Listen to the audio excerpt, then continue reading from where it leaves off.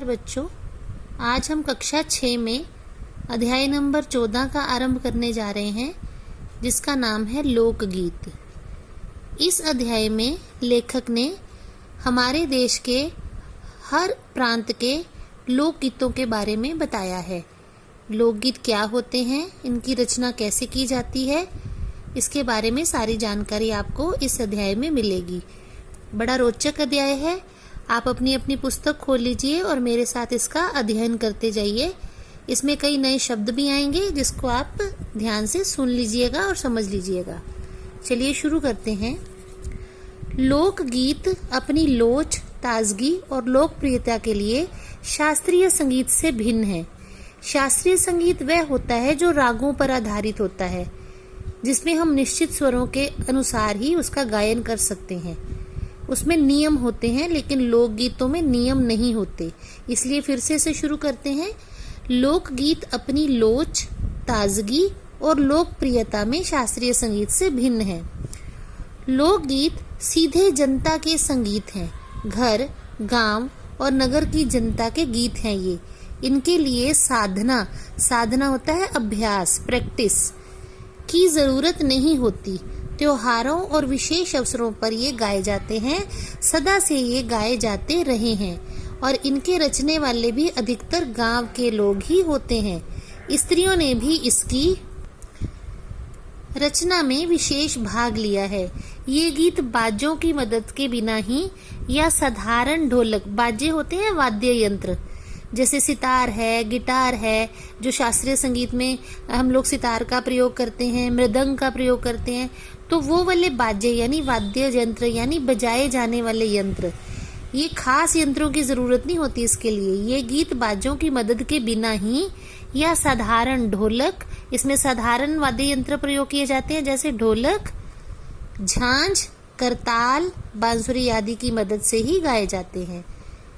अब ये इसमें बताया गया है कि लोकगीत क्या होते हैं, क्यों लोकप्रिय हैं, ये लोगों को क्यों पसंद है। लोकप्रिय मतलब लोगों को पसंद होना, अपनी लचक के कारण, ताजगी के कारण। ताजगी यानी फ्रेशनेस और लोच यानी लोकगीत को हम किसी भी तरह अपने अंदाज में गा सकते हैं, ठीक है ना।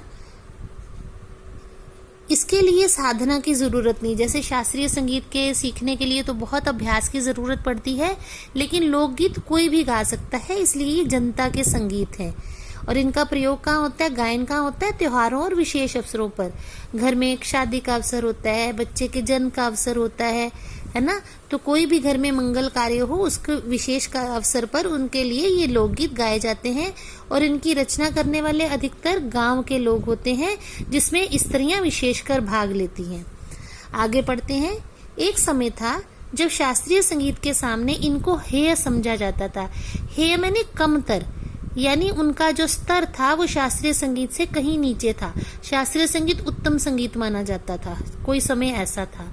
अभी हाल में यानी अभी आज के समय में इनकी बड़ी उपेक्षा की जाती थी। हाल तक, आज के समय तक इनकी बड़ी उपेक्षा, यानी इनको अच्छा नहीं समझा जाता था, उच्च स्तर का गायन नहीं समझा जाता था इसे। पर इधर साधारण जनता की ओर जो लोगों की नजर फिरी है मतलब ध्यान गया है, तो साहित्य और कला के क्षेत्र में भी परिवर्तन हुआ है। अनेक लोगों ने विविध बोलियों, विविध मतलब अनेक प्रकार की बोलियों यानी भाषा के लोक साहित्य और लोक गीतों के संग्रह पर कमर बांधी है।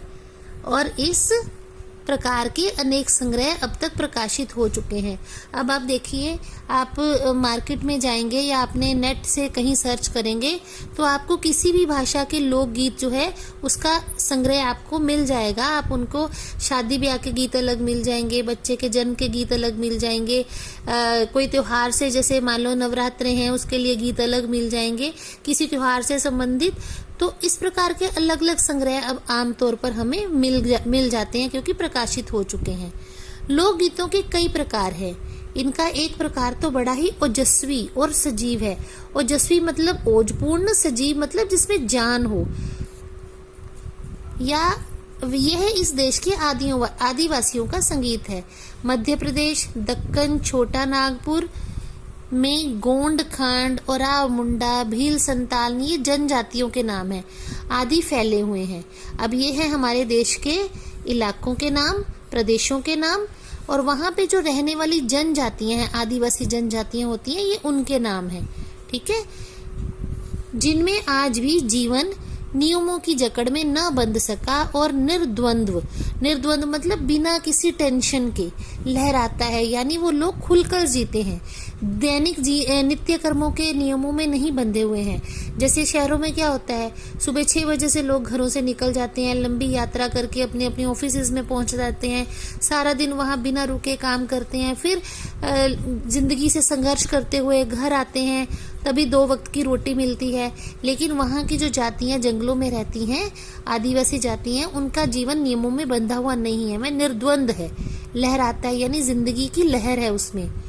इनके गीत और नाच अधिकतर साथ साथ और बड़े बड़े दलों में गाए जाते हैं, यानी इनके जो सॉन्ग्स होते हैं, गीत होते हैं, वो ग्रुप्स में होते हैं, बड़े बड़े दल होते हैं, जिनमें ये लोग नृत्य भी करते हैं और गीत भी गाते हैं।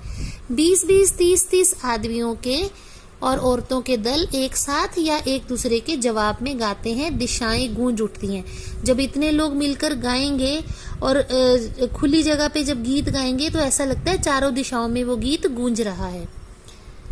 पहाड़ियों के अपने अपने गीत हैं, उनके अपने अपने भिन्न रूप होते हुए भी अशास्त्रीय होने के कारण उनमें अपनी एक समान भूमि है। गढ़वाल, किन्नौर, कांगड़ा, ये पहाड़ी इलाकों के नाम है भारत के। आदि के अपने अपने गीत और उन्हें गाने की अपनी अपनी विधियां यानी तरीके हैं। उनका अलग नाम ही पहाड़ी पड़ गया है।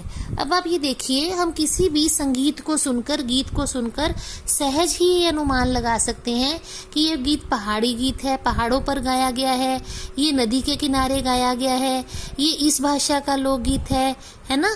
तो उसकी पहचान अलग ही हो जाती है। तो पहाड़ी गीतों का भी जो है गाने का तरीका, उनके शब्द और उनकी रचना और उनका जो संगीत है वो हमें आसानी से समझ आ जाता है। वास्तविक लोकगीत देश के गांवों और देहातों में है। गांव हमारे जो रूरल एरियाज हैं, गांव और देहात यानी कस्बे, इनका संबंध देहात की जनता, देहात भी गांव को ही कहा जाता है, बड़े गांव को देहात कहते हैं, इसका संबंध देहात की जनता से है। बड़ी जान होती है इनमें। चैता, कजरी, बारामासा, सावन, ये गीतों के प्रकार हैं। ठीक है, आदि कौन से इलाकों में गाए जाते हैं? मिर्जापुर, बनारस और उत्तर प्रदेश के पूर्वी और बिहार के पश्चिमी जिलों में गाए जाते हैं।